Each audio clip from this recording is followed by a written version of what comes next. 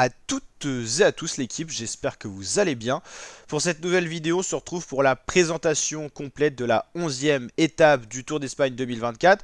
11e étape qui reliera donc le campus technologique de Cortizo Padrón à ce même campus. Donc vous l'avez compris, ça sera un peu des boucles autour de cette ville avec un profil très punchy, très vallonné pour attribuer normalement une victoire destinée à un baroudeur, certainement une échappée du coureur pas très bien classé au général qui devrait se jouer à la victoire d'étape, un peu à l'image de l'étape 10, étape que vous pouvez consulter en résumé qui est disponible sur la chaîne YouTube. Je vous rappelle que sur la chaîne, c'est intégral Vuelta 2024, toutes les présentations d'étapes et tous les résumés après chacune des étapes en images sur la chaîne YouTube.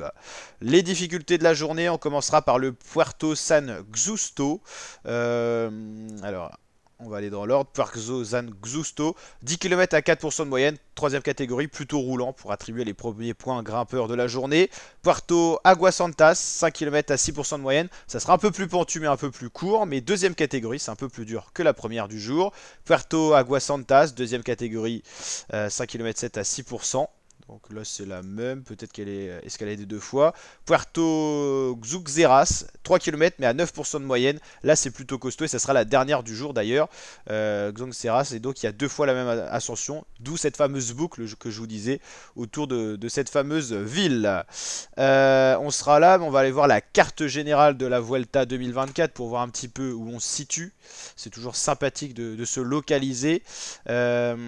Étape 11, étape hop, on va y arriver. On va aller checker ça. Étape 11 du 28 août. 28 août, on est localisé. Voilà, on est là. On a une boucle en fait au nord-ouest de l'Espagne. Comme l'étape 10, on est très côté Atlantique. Donc le vent peut être une dynamique. Ça n'a pas été le cas sur l'étape 10. Mais à voir sur l'étape 11. Pour l'instant, la météo est très clémente avec les coureurs. Beaucoup de soleil. Je crois qu'il n'y a pas eu encore une seule goutte de pluie sur cette Vuelta.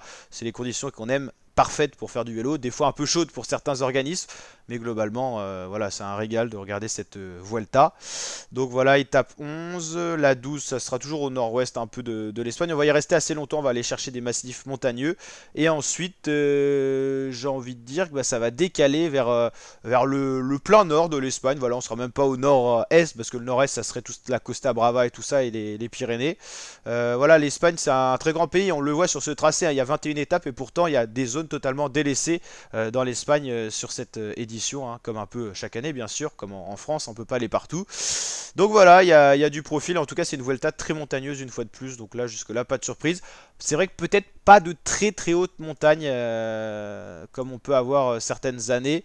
On va justement regarder un petit peu la semaine qui se profile. L'étape 12, ça sera une arrivée avec montée sèche. On dit montée sèche parce qu'il n'y aura qu'une ascension répertoriée dans la journée, qu'une ascension vraiment dure.